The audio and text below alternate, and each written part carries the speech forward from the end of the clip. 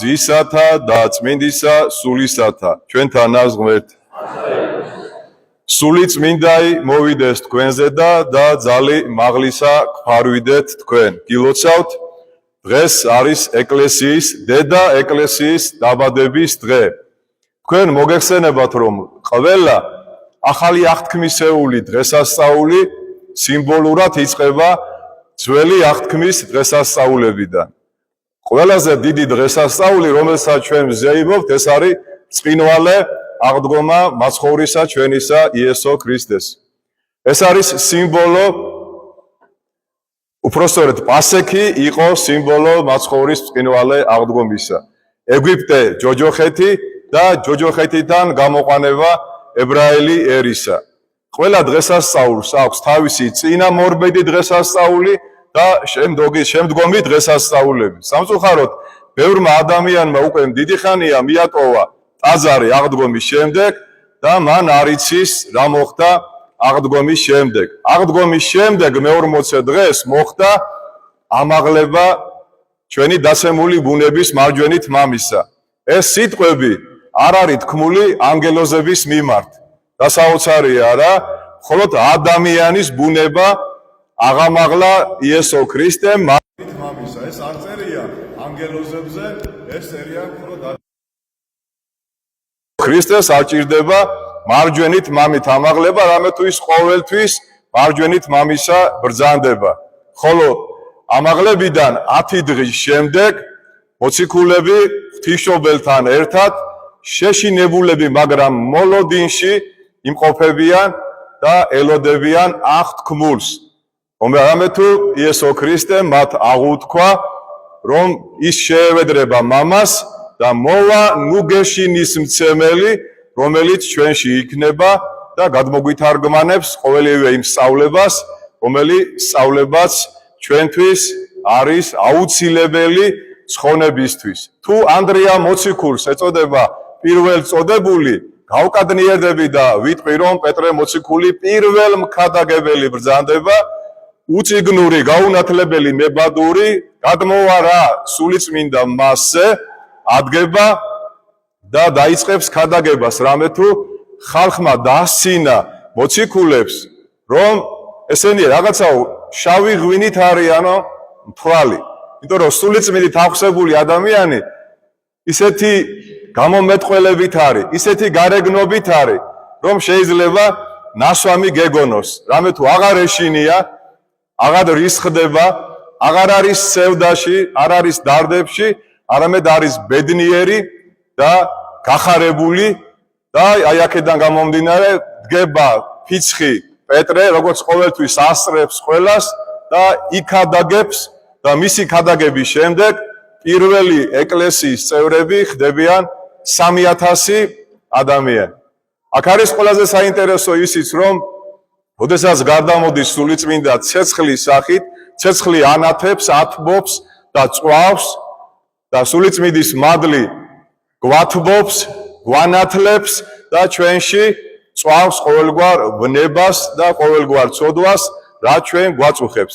ალბათ დაკვირვებული ბრძანდებით, როდესაც მოძღვარი გამოდის და აკმევს, ცხელ ნახშირზე არის საკმეველი დაყრილი, ხო? ცივი ნახშირი რო იყო, საკმეველი აინთებოდა და გამოსცევდა სურნელებას, არ გამოსცემდა. აი ესეთი თბილი და ცხელი უნდა იყოს ჩვენი გული და სული, რომ ჩვენიდან ლოცვა ავიდეს ქვევიდან ზევით და საკმევლის კმევა ზუსტად მაგის სიმბოლოა, რომ ჩვენ ვაკმევთ, ამით მივანიშნებთ, რომ ჩვენი გული არის გაცხელებული შენი სიყვარულით უფალო და ჩვენი ლოცვა შეისმინე. და თუ ჩვენ დღეს ვიგრძენით სულიწმინდის გარდამოსვლა და მჯერა სახეზე გათხოვთ, რომ ვიგრძენით, აღარ იყოთ არავიზე გაბუტულები. მოდი შეურიგდეთ იმ ადამიანებს, ვისაც დიდი ხანია აღარ ვესაუბრებით, ვინც გძულს ვერ ვიტანთ, ვისაც განვიკითხავდით, შეურიგდეთ, მოვასწროთ სანამ გზაში ვართ, სანამ ჩვენი წინამოსაჯულე არ გადაგცემს მოსამართლეს, ანუ ღმერთს და ღმერთი თავის მსახურ ანგელოზებს და ჯოჯოხეთში არ ჩაგვაგდებენ. რატომ გადმოვიდა სულიწმინდა?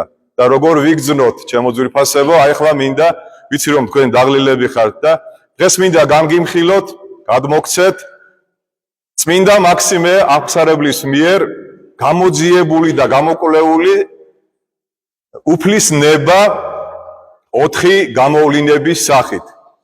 უფლის ნება ჟღავდება 4 განსაკუთრებული გამოვლინება გააჩნია უფლის ნებას. პირველი ეს გახლავთ სათნოჩენითი გამოვლინება. უფრო გასაგებად ვიტყვი, ეს ნიშნავს რომ ღმერთი გეუბნება რომ შვილო მე მინდა შენი ცხონება და ჭეშმარიტებასა შინდა მოსვლა. ეს არის ყველაზე სათნო პირველი გამოვლინება ღმერთის ნების, რომ ღმერთს უნდა ყველა ადამიანის ცხონება. ყველა ეროვნების ცხონება უნდა, ნებისმიერი ეროვნების და ნებისმიერი ადამიანის გადარჩენა უნდა. მაგრამ ჰოი საკვირველებავ, ჩვენ არ გვინდა. ჩვენ გვესმის ზარის ხმა, ჩვენ გვესმის მოძღვრის ქადაგება, ჩვენ გვესმის ეს ყველაფერი, რომ აი დღეს მუხლი მოიდრიკა ეკლესიამ, სულიწმინდა გარდამოვიდა, მაგრამ მე მაინც აქედან რო გავალ, ძველებურ ცხოვრებას გავაგრძელებ და ისე ვიცხოვრებ, როგორც მე მინდა.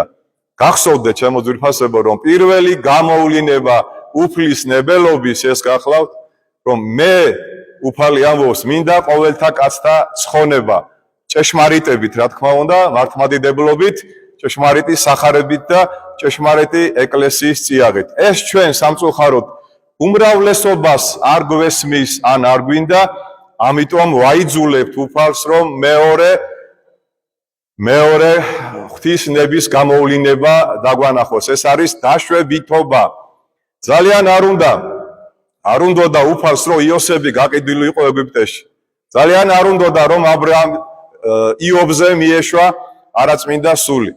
ძალიან არ უნდა რომ ისააკი შეეწირა აბრაამს მორავიას მთაზე, მაგრამ ეს არის განგებულება, ეს არის დაშვება. ამე თუ იმ ადამიანებმა, ვისაც არ გვესმის სათნოჩენითი ნება რა არის ღმერთის, უკვე უნდა მივხვდეთ, რომ ღმერთი გარკვეულ მოვლენებს აღასრულებს ჩვენ ცხოვრებაში და მივხვდით, ჩვენ ამას ბედისწერას ვეძახით, ოღონდ ეკლესია ამას ეძახით ღვთის განგებულებას, ღვთის დაშვებითობას და მივხვდით, როცა რაღაც განსაკუთრებული მოვლენები ხდება თქვენ ცხოვრებაში, აქ უნდა მივხვდეთ, რომ ღმერთი განგებულებით გვიცხადებს თავის ნებას. აქაც შეიძლება რომ ჩვენ ვერ მივხვდეთ, აი ამ შემთხვევაში უკვე მიშვებითობა ამოქმედდება. რა არის მიშვებითობა? მოუშვა ჩვენზე ბოროტის სული ღმერთმა. აქავე გვანიშნებს, რომ ბოროტ სულს არაფერი არ შეუძლია, თუ ღმერთმა არ დაუშვა, არ მოუშვა შენზე. დეოკლეტიანე მიუშვა წმინდა გიორგიზე, ეშმაკი ზეიმობდა, აი ეხლა დამარცხდება წმინდა გიორგი, აი ეხლა დამარცხდება, მაგრამ არა, ბეჭებზე გააკრა წმინდა გიორგი დეოკლეტიანე და იმარტვილა და ყველა მარტვილობა ეს არის ზუსტად მიშვებითობის, ასე თქვა, დანახვა, რომ აი ასეა საჭირო. მოუშვა ღმერთმა ჩვენზე, ჩვენს ერზე ძალიან ბევრი ურჯულო, სარკინოზი და თელი ჩვენი ერის ისტორია სხვა არაფერი არა, თუ არა ის, რომ ვერ კინებოდით ახოვანებით ურჯულოებს, იმიტომ რომ სამწუხაროდ ვერ დავინახეთ და ვერ გავიგეთ პირველი გამოვლინება ღმერთის ნების სათნოჩენითობა, ვერ მივხვდით რა იყო დაშვება და ამიტომ ჩვენმა ერმა პირდაპირ ვიტყვი, რომ განიცადა ეს მოშვებითობა ჩვენზე და ეხლაც მე მგონი არ წყდება მსგავსი შემოტევები არაწმინდა სულებისგან და მისი სუპოსტასებისგან. მეოთხე, ყველაზე სამწუხარო, მაგრამ ჩვენ ვაიძულებთ ღმერთს, რომ განწირვითი ნება გამოამჟღავნოს. ეს რა არის? როდესაც ადამიანი ისე გადაგვარდება, რომ მას ეკლესიიდან განკვეთავენ და ანათემას უცხადებენ. არც ერთი ადამიანი, რომელიც ეკლესიიდან იქნა განკვეთილი, უკან აღარ დაბრუნებულა არასოდეს. ესეც ღვთის ნება, რატო განგრენა რომ არ დაემართოს და რომ არ გადაედოს ვინმეს მისი წყლულები, მისი მწვალებლური აზრები და მისი მწვალებლური გამონათქვამები. ასეთი იყო არიოზი, ნესტორი და უამრავი ის ადამიანი, ვინც ცრუ სწავლებას ქადაგებდა და სამწუხაროდ ასეთები კიდევ მრავლად არიან ჩვენ შორის, თუმცა ეკლესია უკიდურეს შემთხვევაში იყენებს ანათემას, ანუ იმ განწირვითობის, ასე თქვათ, უფლისნების გამომჟღავნებას, რამე თუ ღმერთი არის სიყვარული. აი ახლა მაგალითად ის უღმერთო ადამიანები, როგორც ხრუშოვი, ლენინი და ასე შემდეგ იყვნენ, რომც ამოიყვანო ჯოჯოხეთიდან გეტყვიან, რატო ამომიყვანე. მე ისევ იქ მინდა რომ ჩავიდე. ერთ-ერთი ებრაელი იყო კაგანოვიჩი, რომელმაც მაცხოვრის ტაძარი აფეთქა, მისი ინსტრუქციით აფეთქდა ტაძარი, ძალიან დიდი ტაძარი იყო და ვერ აფეთქებდნენ. და მან აფეთქა ტაძარი და მან დიდხანს იცოცხლა. თქვენ წარმოვიდგინეთ, ღმერთი ხო აცდის ადამიანს იქნება შეინანოს და სიკვდილის წინ ეკითხებიან, ნანო ხო შენ ტაძარი რო აფეთქეო, რო შეიძლებოდესო კიდე ავაფეთქებდიო სხვა ტაძარს. და აი ესეთ ადამიანებზე ჩემოძებს ძვირფასებო უკვე მჟღავნდება ის მეოთხე განწირვითი უფლის ნებელობა. ღმერთმა დაგვიფაროს, ღმერთმა შეგვიწყალოს, ჩემოკარგებო, საკმარისია პირველი, რომ შენ წაიკითხო სახარება და თქვა, ღმერთო, იყოს ნება შენი, იყოს შენი სათნოჩენითი ნება ყოველგვარი დაშვების, ყოველგვარი მოშვების გარეშე მინდა რომ ცხონდე. მინდა რომ ვიყო შენი ერთგული სულიერი შვილი, მინდა ვიყო შენი მორჩილი, მოსიყვარულე და გამოისახოს ჩემში ქრისტე. გეხვეწებით, გემუდარებით ჩემო ძვირფასებო, თუ თქვენ დღევანდელი დღე აღიქვით და თქვენზე გადმოვიდა სულიწმინდა და დიახაც რომ გადმოვიდა, გთხოვთ შეიცვალეთ, გთხოვთ გახდით უკეთესები, გთხოვთ გახდით თავდაბლები, გიყვარდეთ, ოღონდ არა ისე როგორც აქამდე გიყვარდეთ, მართლა გიყვარდეთ, მართლა მიუტევეთ, მეუღლეებო ერთმანეთი გიყვარდეთ, შვილები გიყვარდეთ, შვილებს საქმით უგადაგეთ ჭეშმარიტი ამხსარებლობა და ნახავთ რამდენი ბედნიერი სახე გამოჩნდება ჩვენს გვერდით. ეს არის ჩემო ძვირფასებო სულიწმიდის მადლი, იმ სულიწმიდის მადლით, რომელიც ჩვენ აქამდე გვიფარავდა და ამის მერეც დაგვიფარავს, თუ ჩვენ რა თქმა უნდა არ განუდგებით დედა ეკლესიის წიაღს.